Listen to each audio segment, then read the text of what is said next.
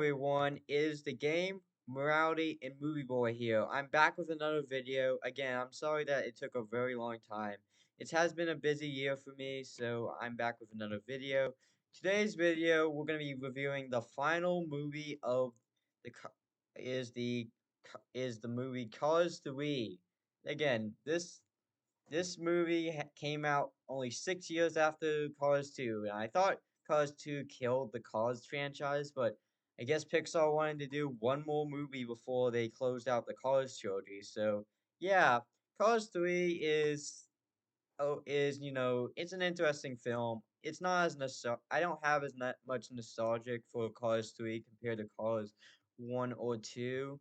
And this movie does the movie story is basically once again Car Lightning McQueen is back racing, and that since after the events of Cars 2, which, the movie ignored, of course, since, they wanted to ignore Cars 2 for obviously reasons. Basically, Lightning McQueen is basically aging in that he has to, train so that he can win one more race before he retires. So yeah, that's basically the movie's plot. It's a good way to end off the Cars trilogy. Coming off of Cars 2, which Cars 2 is just kind of that middle chapter. Here, this one is trying to be the finale, the final conclusion to the Cars movies. And do I think Cars 3 is better than Cars 1? No.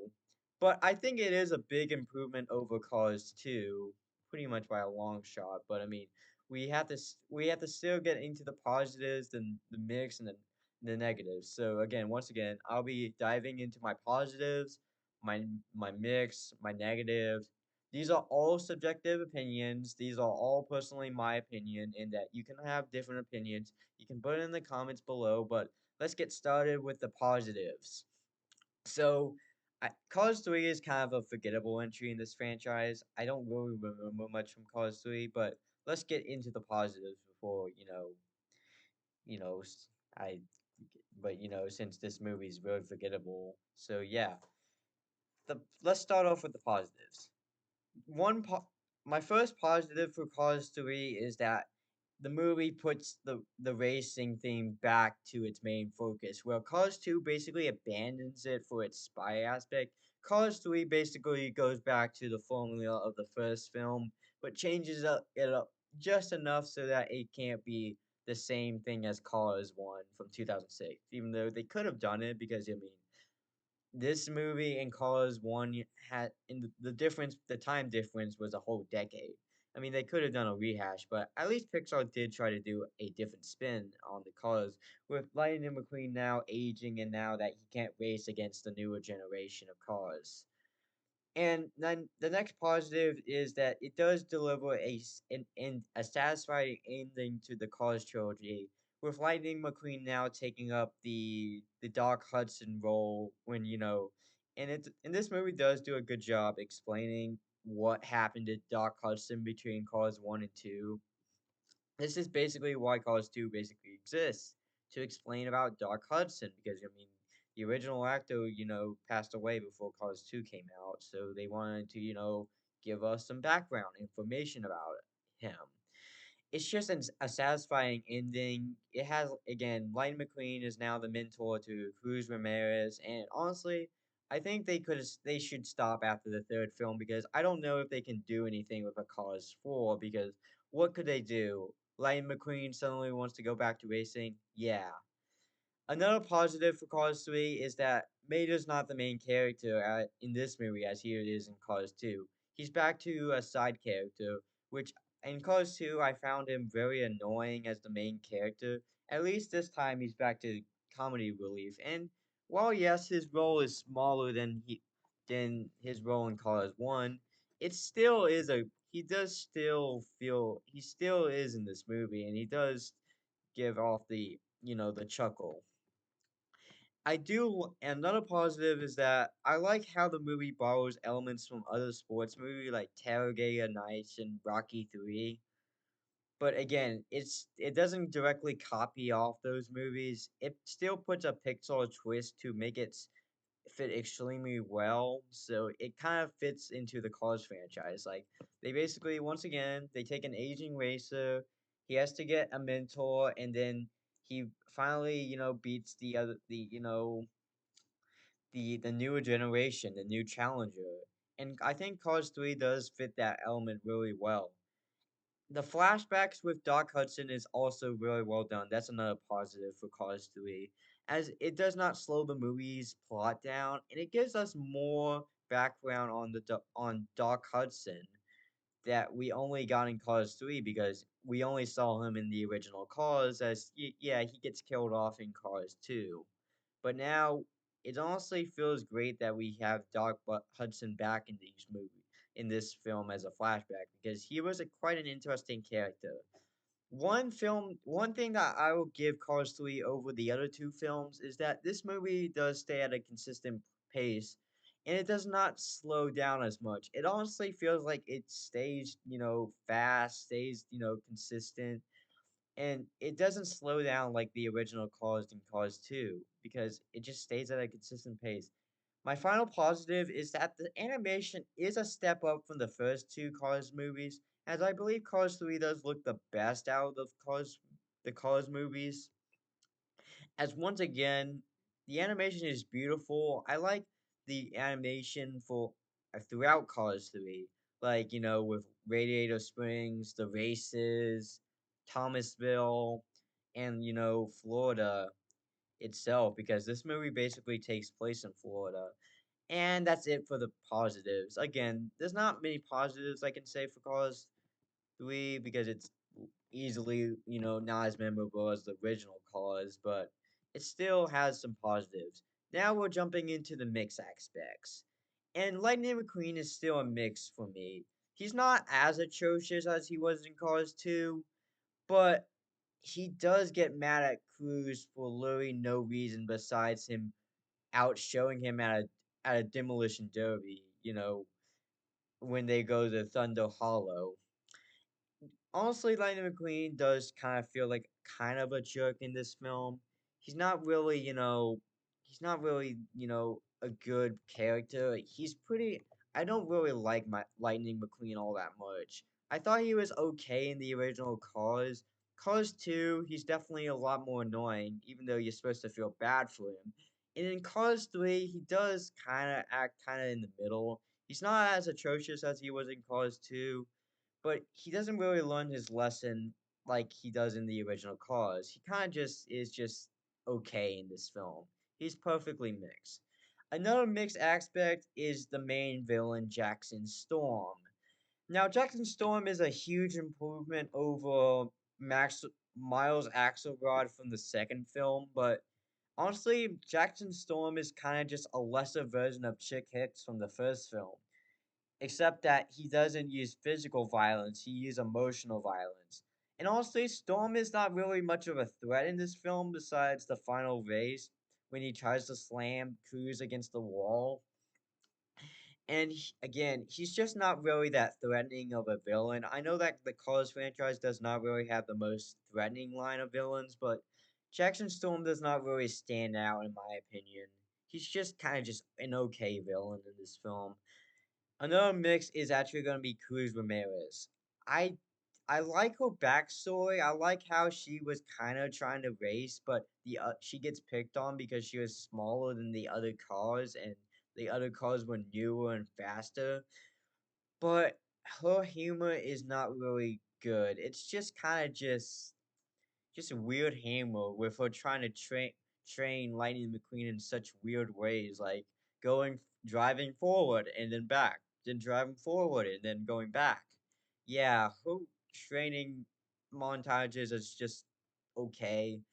And then when she uses when she's using the final race, she kind of just uses her training montages to win the final race anyway. Now, I just don't like she's just an okay character. I mean, there's some positives for her, but I think she's just an okay, companion to Lightning McQueen. Another mix is the humor. Unlike the original Cars and Cars 2, the humor is okay. like with the tractors, with the tractors becoming, with with Smokey's training. The humor is all right. There's some humor at times, but honestly, the film does not really. It does take itself pretty seriously, but the humor is just okay. It's a little still too a little bit childish for me, but I know that these films are not for me because the Cars franchise is more for a younger audience. But again, like I said, it's the humor's okay. Another mix is that the story kind of does rehash a bit of the first Cars.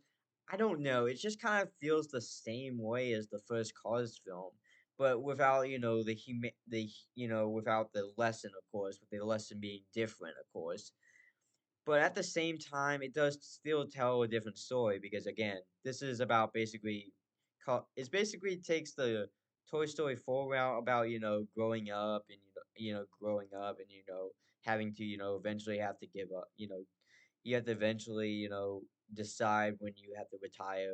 It's just kind of just okay, I guess. The musical score is another mixed aspect. Michael Giacchino does not come back for this film. We get Randy Newman again. His score is pretty solid. It's on par with the other two Cars films. It's just not that memorable, and that he does take a lot of inspiration off of his first Cars film. So the score is pretty mixed, but it's still an enjoyable soundtrack to listen to. But again, it just kind of is just what it is. And my final mixed aspect is that the entire cast of characters are way better than the characters in Cars 2, but they're not as likable as or interesting as they were in Cars 1. Like I said, the characters are a huge improvement over Cars 2, but they don't compare to Cars 1. So unfortunately, the characters kind of fall in the middle for me. I mean, a couple do stand out like Cruz, Lightning McQueen, and the bus, I guess, but that's really about it. And now let's get into the negatives. I don't really have many negatives, but they're pretty big. My first negative is Mr. Sterling. Sterling is annoying because guess what? He basically is like, oh, I need to kill all his money, and he basically almost tries to force Lightning McQueen into retirement because all he cares about is selling Lightning McQueen as profit. Honestly, Sterling is a very unlikable character. He even tries to stop Cruz Ramirez from racing in the final race by saying, she's just a trainer, not a race car, and that stuff. At least he does get his comeuppance, but Sterling is quite a very unlikable character. I don't really enjoy Mr. Sterling at all. He's just kind of just a greedy, business guy. That's all I think of him. Another negative is that none of the side characters really stand out. Like I said, Carlos Luis's characters are barely memorable. I only remember Lightning McQueen, Mater, Jackson Storm, and Cruz, and that's really about it. Because, like I said, the Radiator Springtown folk, they don't really do anything. Sally's not even in this film really much. Honestly, she's kind of sidelined in this film as well. Honestly, Cars 3 really only focuses on the main characters. And it's just I think Cars 3's side characters are just not as interesting as Cars 1. They're better than Cars 2, but Cars 3 it's just kind of the characters are kind of bland. Another negative is the twist with Cruz at the final race because basically Lightning McQueen starts the race the first half of the race and then he decides that Cruz has to get a chance and decides to drop out of the race and have Cruz finish the race for him. So I don't like this ending. It just doesn't really like I said, Call Story does satisfy me enough, but this twist does kind of sour. I don't like how we don't see Lightning McQueen actually race in this film. It's only Cruz besides him in the opening. But the twist is just the twist with Cruz just doesn't work for me. It just doesn't really. It just feels like the movie tries to be as good as Cars 1, but it just kind of stops at that finish line and doesn't. It feels slightly inferior to Cars 1. And the final race is not as impactful as the first Cars. It's better than Cars 2, but it's just a classic NASCAR race against 500 where you feel the tension in the first cars with, Lightning McQueen against Chick Hicks and, Strip Revers or, the King. And that, we feel that moment when the King, crashes. And honestly, it's just I don't really care about the race to be honest. It just kind of bores me to be honest. Cars 3's race is just kind of boring. And I also feel like the movie is much overshadowed by that first film. Like I said, Cars 3 is the younger cousin, the younger brother of Cars 1. I feel like Cars 1 gets more recognition because it gets to the concept first compared to Cars 3. And again, this does feel like a rehash of the first Cars film, without none of the charm, and it is overshadowed by most of the Pixar films. Like I said, this sequel's okay, but again, it's much better than Cars 2, and it's the best sequel of the Cars franchise, but it just doesn't really, hit that same high as the first Cars film. So yeah, and that's it for my review. So let's go straight into the grading scale and see how where Cars 3 ranks. The story gets a B minus. It's okay.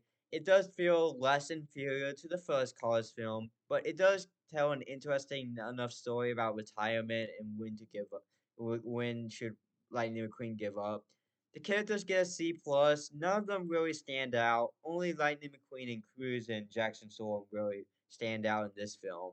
None of the characters are just that interesting.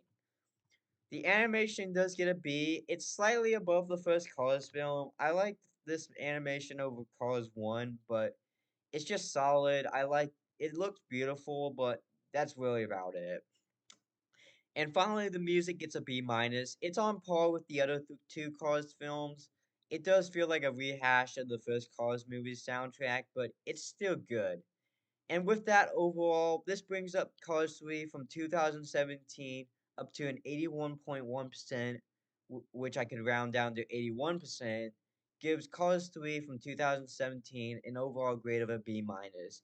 And I say that you should stream Cars 3, and I would give it a 3.25 out of 5. And that's it for my review for Cars 3. I'll probably do a Cars ranking video somewhere this weekend, but who knows. The next video will be a Cars ranking and see where each Cars film lands. But in the next video, I'll be reviewing the Toy Story franchise with the original classic Toy Story from 1995. And this is the Game, Morality, and Movie Boys signing out.